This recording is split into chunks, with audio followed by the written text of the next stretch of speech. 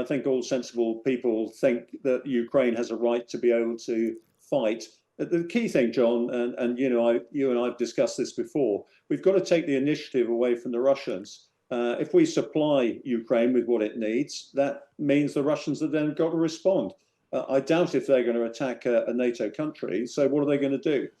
We've really got to keep the Russians guessing, keep them on the hop. Right now, we've got a situation where we've got Russia, China, Iran, and North Korea all trying to throw America and its allies off balance. Russia is doing it in the West. We've got Iran doing it in the greater Middle East. The Chinese are all over the South China Sea, and I suspect North Korea will push on South Korea just to keep up the pressure. We've got to play a much more clever strategic game at tactical pace, where we're countering all these issues when they arise. You've got a situation now where NATO is looking back on 75 years. It hopes to be relevant, of course, and strong for the future.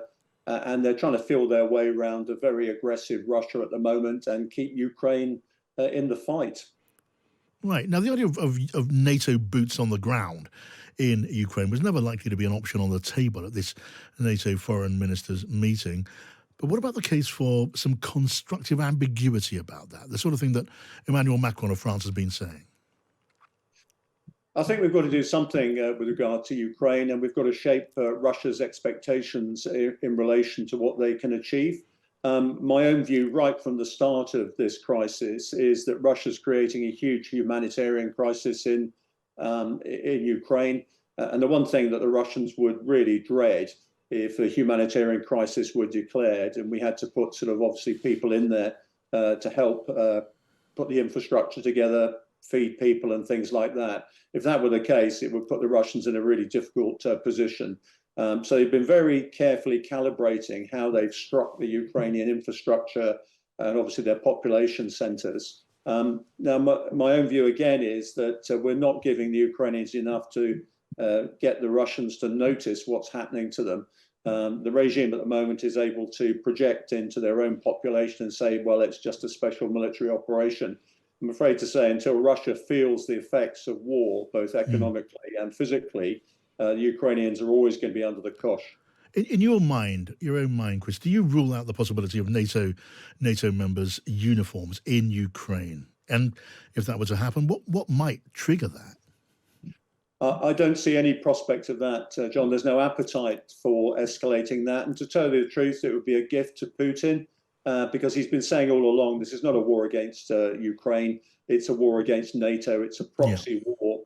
And it will give him so much political legitimacy. I'm one of those of the view that actually there's a much bigger clique in the Kremlin that's running the country. It's not just Putin. He's a front man in many ways. And so they're staking their whole futures really on success in Ukraine. Well, now NATO, meanwhile, are looking at the idea of taking more direct charge of supplying munitions and equipment to Ukraine. There have been some concerns that might be seen by Russia as another form of escalation. What's your take on it? Do you consider that's necessary, even vital? Yeah, absolutely. And I think all sensible people think that Ukraine has a right to be able to fight. The key thing, John, and you and I have discussed this before, we've got to take the initiative away from the Russians. If we supply Ukraine with what it needs, that means the Russians have then got to respond.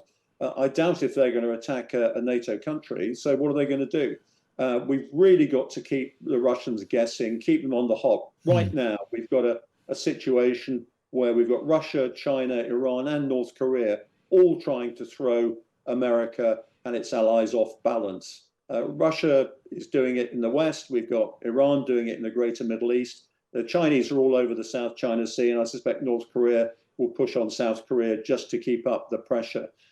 We've got to play a much more clever strategic game at tactical pace, where we're countering all these issues when they arise. And it would surely be not just a mistake, it would be seriously neglectful not to plan for the possibility of an American disengagement. John, it's really interesting. I mean, people say that Trump is the problem, but you'll be aware that since about 2016, Robert Gates, when he started this off, said, look, we Americans we can't keep sort of supporting everyone in the world today. And what I've detected is in the past, the Americans generally, when there was a problem in the world, would say, look, we're the sheriff. We'll hand out some badges to some deputies. That's you guys. We call it a coalition. We call it a posse. And we'll go and sort the bad guys out and come back.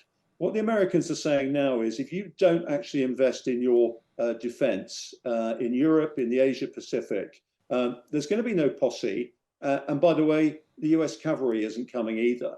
So that's the deal. You invest in your defense. I was working out last week how much it would take in Europe to actually provide the capability we need to deter Russia conventionally. It's about 450 billion euros. And everybody sort of, their jaws dropped when I said that in this conference. And I said, just bear in mind that that is half the annual US defense budget. That's what we're talking about. And that's why the Americans get very cynical about how we're freeloading in Europe. Yeah. I wonder, are you frustrated, Chris, that defence, national defence, NATO defence against the threat we're discussing, isn't a bigger issue politically, a bigger issue in this coming election? John, about 10 years ago, I started a lobby group called No Votes in Defence, just to highlight this point. I've spent my life trying to explain to politicians they need to think beyond the next election, and there are strategic issues and dangers here.